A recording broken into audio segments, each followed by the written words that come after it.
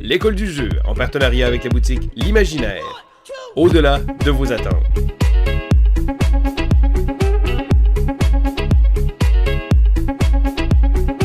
Hey, salut la gang, c'est JP pour l'école du jeu et aujourd'hui je vous propose une critique express à propos de À la gloire d'Odin. Mais qu'est-ce qu'une critique express? Eh bien c'est mon avis, mon appréciation personnelle d'un jeu condensé en environ 6 minutes. Alors c'est tout un défi pour moi de faire ça avec un aussi gros jeu. Je commence par vous dire que À la gloire d'Odin est un jeu qui nous est proposé par Uwe Rosenberg, pour qui j'apprécie la plupart de ses jeux.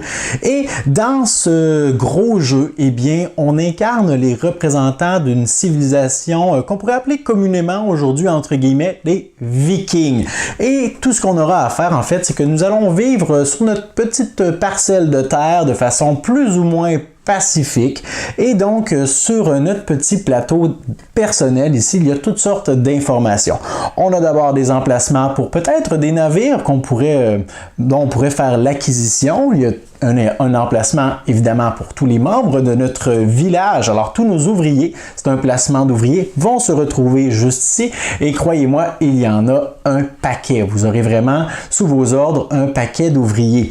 Vous avez également des emplacements pour vos animaux, parce que peut-être que vous allez décider de faire de l'élevage dans la gloire d'Odin. Vous avez un emplacement pour votre petit village que vous pourrez extensionner ou expandre tout simplement dans différentes directions. Il y a toutefois plusieurs règles et restrictions si vous désirez le faire, mais si vous ne le faites pas, eh bien sachez que vous allez probablement perdre de précieux points en fin de partie. Et finalement, on a ici une table de banquet pour nous rappeler que comme dans la plupart des jeux de M. Rosenberg, eh bien, il arrivera un moment durant la partie où on devra nourrir tous nos ouvriers. Et pour ce faire, on devra utiliser de petites tuiles qui peuvent être utilisées pour paquet de choses dans ce jeu-là, mais on devra donc les sacrifier pour nourrir nos ouvriers. Et ça, c'est un concept qui est bien intéressant et très différent dans À la gloire d'Odin, parce que dans la plupart des jeux où est-ce qu'on doit nourrir nos ouvriers, eh bien, c'est toujours rempli de choix déchirants, parce que si je vais chercher de la nourriture, ça veut dire que je n'irai pas chercher autre chose. Et on va souvent chercher de la nourriture à la dernière minute, on est souvent bien serré dans ce qu'on veut faire et tout ça, alors que dans la gloire d'Odin, eh bien, croyez-moi, vous allez avoir un paquet d'opportunités pour aller chercher de la nourriture. Ce n'est vraiment pas ça qui manque. Mais en fait, ce qui est important de garder en tête, c'est que ces tuiles-là qui représentent de la nourriture qu'on peut utiliser pour nourrir nos ouvriers peuvent être améliorées, peuvent être transformées en des matériaux plus efficaces, qui valent plus de points tout simplement et qu'on peut utiliser pour des choses beaucoup plus profitables. Alors, on est constamment en train de se questionner avec qu'est-ce qu'on veut faire avec toutes ces tuiles-là.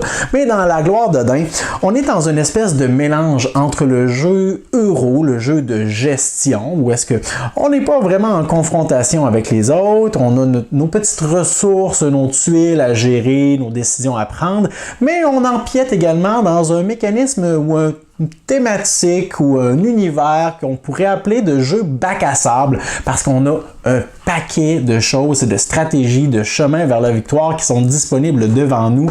On aura en fait au milieu de la table un plateau comme celui-ci où nous avons 60 emplacements différents. Oui, 60. Alors, vous aurez, grâce à vos ouvriers, l'opportunité de placer ceci sur différents emplacements et d'effectuer différentes actions.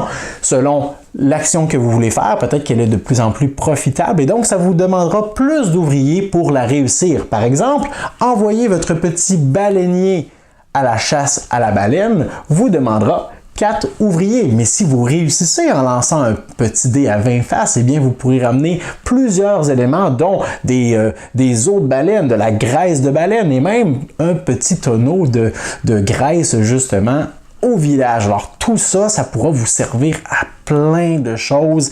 Donc, dans la gloire d'Odin, on est toujours en train de se questionner à qu'est-ce que je pourrais faire. Il est possible également d'aller construire ou acheter, parce que c'est vous qui décidez, d'autres navires, des dracars ou des bateaux de commerce que vous pourrez peut-être décider d'exporter, d'envoyer vers d'autres rivages encore inconnus. Peut-être que vous allez décider de faire l'exploration de terres, comme par exemple aller découvrir l'Islande, le Groenland, Terre-Neuve ou même le Labrador, qui seront des emplacements emplacements qui vont s'ajouter à votre plateau central. Peut-être que vous allez décider de construire des maisons longues ou d'autres types d'abris avec des enclos également. Peut-être que vous allez décider de faire de l'agriculture, peut-être de l'élevage et de bâtir un empire incroyable de moutons. Donc, vous aurez une panoplie de tuiles comme celle-ci qui seront à votre disposition de différentes couleurs, de différentes tailles, de différentes valeurs.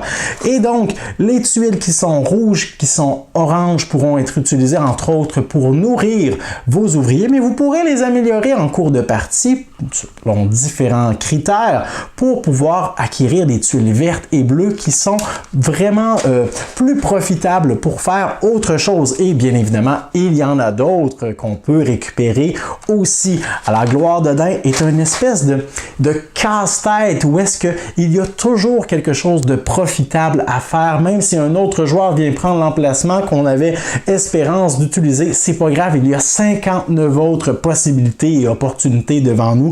Franchement, un excellent jeu. C'est mon jeu préféré de cet auteur. Il y a une extension qui est sortie récemment. Ben oui, une extension pour un jeu aussi immense. C'est vraiment délicieux. Je vous encourage grandement à mettre le grappin sur ce jeu. Alors, laissez-moi vos appréciations, vos commentaires sous la vidéo. Envoyez-moi un pouce vers le haut. Et moi, je vous dis à la prochaine.